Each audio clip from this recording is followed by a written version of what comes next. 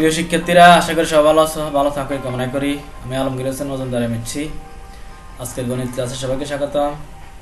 আশা করি ভিডিওটি না টেনে প্রথম থেকে শেষ পর্যন্ত দেখবে এবং যারা আমার চ্যানেলে নতুন অবশ্যই চ্যানেলটি সাবস্ক্রাইব করে রাখবে। তোমাদের যদি কোনো ক্লাসের রিকোয়েস্ট থাকে তাহলে অবশ্যই আমাকে জানালে আমি সে বিষয়ে ক্লাস তৈরি করব। তো চলো আজকের ক্লাস শুরু করি। আজকে আমরা আয়তাকার ক্ষেত্র সংক্রান্ত কিছু সৃজনশীল নিয়ে আলোচনা করব। তো আয়তক্ষেত্র সংক্রান্ত আরও কিছু টিউটোরিয়াল আমি আমার চ্যানেলে দিয়েছি, তোমরা অবশ্যই ভিডিওগুলো দেখে নিবে। তো আজকে এটার পার্ট 2 সৃজনশীল এসএসসি পরীক্ষার জন্য খুবই গুরুত্বপূর্ণ কিছু সৃজনশীল আমরা আলোচনা করব। তো দেখো, এখানে সৃজনশীল প্রশ্ন 1, একটি বর্গক্ষেত্রের পরিসীমা একটি আয়তক্ষেত্রের পরিসীমার সমান। আয়তক্ষেত্রের দৈর্ঘ্য প্রস্থের 3 গুণ, ক্ষেত্রফল 972 মিটার। এটা সকল বোর্ড 2018 সালে আসছিল। তো দেখো, প্রস্থ মিটার হলে পরিসীমা এর মাধ্যমে প্রকাশ করতে বলছে। বর্গক্ষেত্রের ক্ষেত্রফল নির্ণয়। তো আমরা সমাধান করার চেষ্টা করি। দেখো, এখানে প্রস্থ যেহেতু দৈর্ঘ্য যেহেতু প্রস্থের 3 গুণ, তাহলে আমরা ধরে নিলাম প্রস্থ এ মিটার, তাহলে দৈর্ঘ্য হবে অবশ্যই 3 গুণ, যেহেতু 3a মিটার, তাহলে পরিসীমা 2 ইন্টু দৈর্ঘ্য প্লাস প্রস্থ আমরা জানি। তো এখানে দৈর্ঘ্য 3a মিটার, প্রস্থ a মিটার বসিয়ে 3a plus a 4a into 2 সমান 8a। এটাই হচ্ছে প্রস্থ এবং দৈর্ঘ্যকে যে এর মাধ্যমে প্রকাশ করা, পরিসীমাকে এর মাধ্যমে প্রকাশ করা। তো দেখো, তারপরের প্রশ্নটি আছে বর্গক্ষেত্রের ক্ষেত্রফল নির্ণয় করো।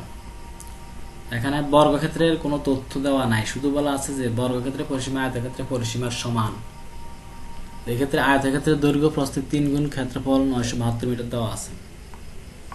তো আমরা কি করব? আমরা যেহেতু আয়তক্ষেত্রের দৈর্ঘ্য প্রস্থের 3 গুণ আমরা কতে লিখে আসছি, প্রস্থ এ হলে দৈর্ঘ্য 3a, তাহলে আমরা এটা নিয়ে আসবো কতে পাই দৈর্ঘ্য 3a, প্রস্থ a মিটার।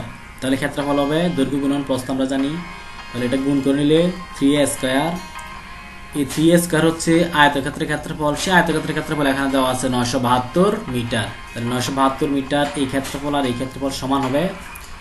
এখান থেকে আমরা ভালোভাবে দেখতেছি এর মান নির্ণয় হয়ে যাবে। আমরা পেয়ে গেলাম এর মান 18। আমি কিন্তু সংক্ষেপ করেছি, তোমরা বিস্তারিত হিসাব নিকাশ করবে। তো দেখো, এর মান আমরা পেয়ে গেলাম। তাহলে এ হচ্ছে প্রস্থ, তাহলে প্রস্থ হচ্ছে 18 মিটার। তো যেহেতু দৈর্ঘ্য 3 গুণ, তাহলে দৈর্ঘ্য হবে 3 গুণ 18 54 মিটার। তো যদি দৈর্ঘ্য 54 মিটার হয়ে থাকে, তাহলে পরিসীমা অবশ্যই আমরা নির্ণয় করতে পারবো 2 ইন্টু দৈর্ঘ্য প্লাস প্রস্থ সমান 144 মিটার। তোমরা বুঝতে পারছো? এরপরে দেখো, এই আয়তক্ষেত্রের পরিসীমা হচ্ছে বর্গক্ষেত্রের পরিসীমার সমান। বর্গক্ষেত্রের পরিসীমা অর্থ হচ্ছে 4 বাহুর সমষ্টি। তো 4 বাহুর সমষ্টি যদি 144 মিটার, তাহলে এক বাহুর সমষ্টি কত? এক বাহু হবে 36 মিটার। তাহলে আমরা বর্গের বাহু পেয়ে গেলাম 36 মিটার। বর্গের বাহু যদি 36 মিটার হয়, তাহলে ক্ষেত্রফল অবশ্যই আমরা নির্ণয় করতে পারবো। আমরা জানি বর্গের ক্ষেত্রফল সমান বাহু গুণন বাহু। আশা করি তোমরা বুঝতে পারছো। এই ধরনের অঙ্ক তোমরা ক্লাস 8 7 করে আসছো, পারবে আশা করি। তো পরের অঙ্কটা দেখো, গ হচ্ছে এত বর্গমিটার তলাবিষ্ট, অর্থাৎ একটা ইটের দৈর্ঘ্য প্রস্থ এখানে গুণাকারে দেওয়া আছে, অর্থাৎ দৈর্ঘ্য প্রস্থ গুণ করলে আমরা জানি এটার ক্ষেত্রফল বের হবে। তো ইটের ক্ষেত্রফল হচ্ছে 0.25 ইন্টু 1.125। তো প্রতিটি ইটের দাম 15 টাকা এবং বাইরে চারদিকে 1.5 মিটার চওড়া রাস্তা আছে। রাস্তা থাকলে আমরা জানি কিভাবে সমাধানটা করতে হবে।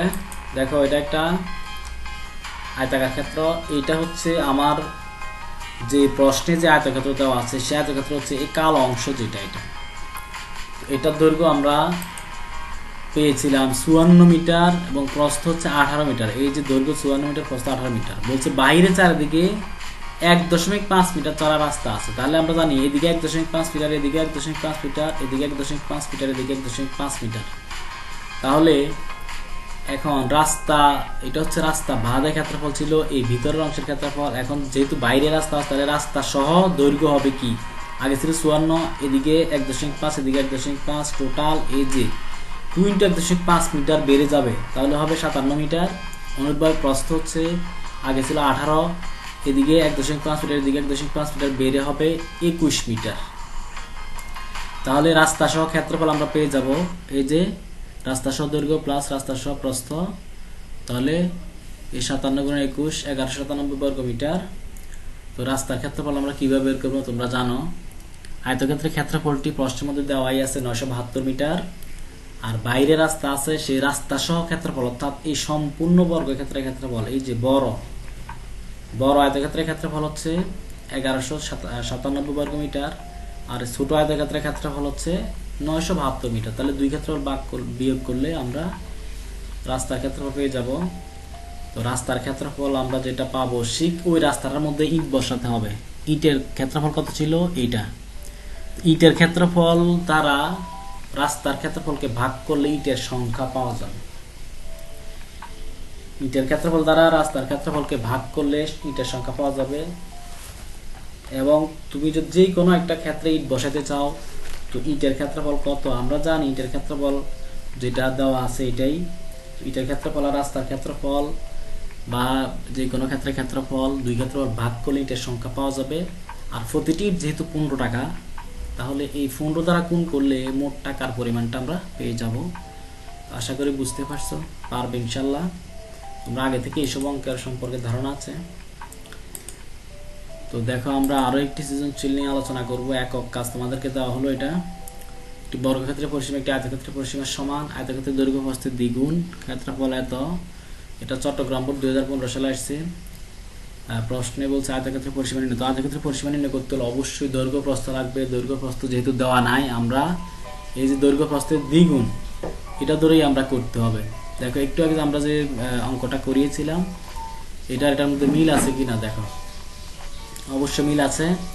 আমরা যদি দৈর্ঘ্য এবং প্রস্থ এইভাবে ধরো, প্রস্থ ধরে নিলাম y মিটার, তাহলে দৈর্ঘ্য হবে 2y মিটার, তাহলে ক্ষেত্রফল হবে y গুণন 2y মিটার সমান 968। যে 968 দেওয়া আছে, এখান থেকে x y এর মান অর্থাৎ দৈর্ঘ্য এবং প্রস্থ নির্ণয় হয়ে যাবে। আমরা পেয়ে গেলাম y ইকুয়াল টু 22 মিটার অর্থাৎ প্রস্থ 22 মিটার, যেহেতু প্রস্থ y মিটার। তো প্রস্থ y মিটার হলে যেহেতু প্রস্থের দ্বিগুণ হচ্ছে দৈর্ঘ্য, তাহলে দৈর্ঘ্য হবে 22 দুগুণে 44 মিটার। পরিসীমা হবে 2 ইন্টু দৈর্ঘ্য প্লাস প্রস্থ। আমরা পেয়ে গেলাম ক এর উত্তর। অনুরূপভাবে খটা করার চেষ্টা করবে। বর্গক্ষেত্রে কর্ণের দৈর্ঘ্য একটু আমরা বলছিলাম আগের প্রশ্নে বর্গক্ষেত্রে ক্ষেত্রফল নির্ণয়। তো বর্গক্ষেত্রে বাহু যদি আমরা বের করতে পারি, তাহলে অবশ্যই কর্ণের দৈর্ঘ্য এবং ক্ষেত্রফল পরিসীমা সবগুলোই বের করা যাবে। তো আয়তক্ষেত্রের পরিসীমা আমরা এখানে বের করছি, এই যে 2 ইন্টু দৈর্ঘ্য প্লাস প্রস্থ, অর্থাৎ এই যে দৈর্ঘ্য এবং প্রস্থ এখানে বসিয়ে দিলে একটা পরিসীমা পাওয়া যাবে। এটাই হবে বর্গের পরিসীমা। এই এখানে আমি মানটা বসাই নাই, এই তুমি হিসাব করে নিবা। তো বর্গের পরিসীমা যদি এত হয়, তাহলে বাহু হবে পরিসীমার 4/1 অংশ। তাহলে পরিসীমা হবে 4/1 অংশ হলে আমরা কর্ণের দৈর্ঘ্য পেয়ে যাব। যেহেতু বাহু আমার জানা আছে, অবশ্যই কর্ণের দৈর্ঘ্য সূত্র হচ্ছে √2 ইন্টু বাহু। এখানে বাহুর মান যদি আমি বসিয়ে দিই, তাহলে আমরা কর্ণের দৈর্ঘ্য পেয়ে যাব। ইনশাল্লাহ বুঝতে পারছো। এই ধরনের অঙ্কের ধারণা, গণিতের এই ধরনের তথ্য তোমাদের আগে থেকেই ধারণা আছে। ধরো আমরা একটা বাড়ির কাজ দেব।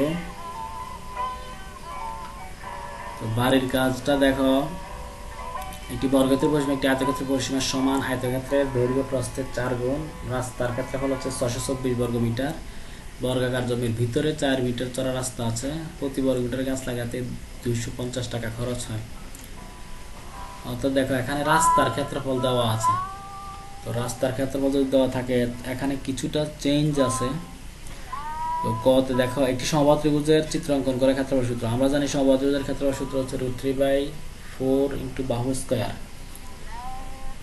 তো এটা একটা চিত্র অঙ্কন করবে, তোমরা চিত্র অঙ্কন করে ক্ষেত্রফলের সূত্রটা লিখবে। এই অঙ্কটা সিলেট বোর্ড 2015-তে এসেছিল। তো রাস্তা বাদে বর্গক্ষেত্রের ভিতরে ক্ষেত্রফল, আমরা একটু আগে যে আয়তক্ষেত্রের ক্ষেত্রফল দেখে আসছি, ঠিক এটার মতোই এখানে বলছে ভিতরে রাস্তা আছে। এই যে ভিতরে 4 মিটার চওড়া একটি রাস্তা আছে।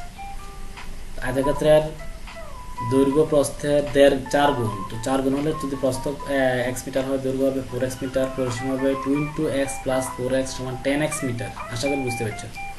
তো বর্গের পরিসীমা হবে 10x মিটার। যেহেতু আয়তক্ষেত্রের পরিসীমা আর বর্গক্ষেত্রের পরিসীমা সমান, তাহলে আয়তক্ষেত্রের পরিসীমা হচ্ছে 10x মিটার, তাহলে বর্গের পরিসীমা 10x মিটার। পরিসীমাকে 4 দ্বারা ভাগ করলে আমরা জানি বাহু দৈর্ঘ্য পাবো আমরা, তাহলে 10x ভাগ 4 সমান 2.5x মিটার। তো 2.5x মিটার যদি হয় বাহুর দৈর্ঘ্য, তাহলে ক্ষেত্রফল কত আমরা জানি 2.5x whole square. বাহুদের 2.5x metre হয়, তাহলে ক্ষেত্রফল হবে 2.5x হোল স্কোয়ার। এটা হচ্ছে আয়ত বর্গক্ষেত্রের বাইরের যে ক্ষেত্রফল, আর রাস্তা বাদে মানে ভিতরে যে রাস্তা আছে রাস্তা বাদে ক্ষেত্রফল হবে নিশ্চয় এর থেকে 4 মিটার, যেহেতু রাস্তার চওড়া তাহলে 4 দুগুণ 8 মিটার কমবে।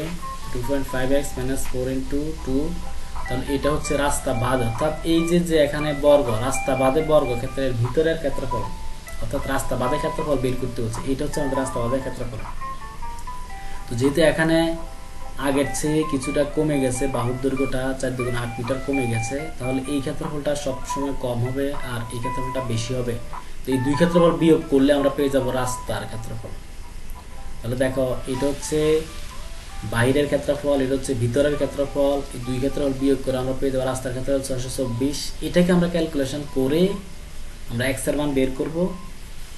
এক্স এর মান বের করলেই আমাদের এই যে এক্স এর মান যদি আমি বসাই দেই এই এখানে অথবা এখানে, তাহলে রাস্তা বাদ এবং রাস্তা সহ দুইটারই ক্ষেত্রফল আমরা নির্ণয় করতে পারবো। তো আমাদের এখানে বলছে কিন্তু ভিতরের ক্ষেত্রফল, তার মানে 2.5x - 4 × 2, তাহলে এক্স এর মানটা বের করে আমরা এই যে এখানে বসিয়ে দিলে কিন্তু আমরা রাস্তা বাদে ক্ষেত্রফলটা পেয়ে যাব। আমি একটু দেখিয়ে দিলাম, এটা একটু ব্যতিক্রমী, তবে ঘ নাম্বার কিন্তু ওই অঙ্কগুলোর সাথে মিল আছে, বা ওইটা অনুসারে ঘ নাম্বারটা করবে। আশা করি আজকের ক্লাসটি ভালো লেগেছে। আসলে এই ধরনের অসংখ্য সৃজনশীল আছে, ছেলেমেয়েরা সৃজনশীলকে ভয় পায়, আশা করি ভয় না পেয়ে বারবার প্র্যাকটিস করতে হবে, অসংখ্য সৃজনশীল প্র্যাকটিস করতে হবে।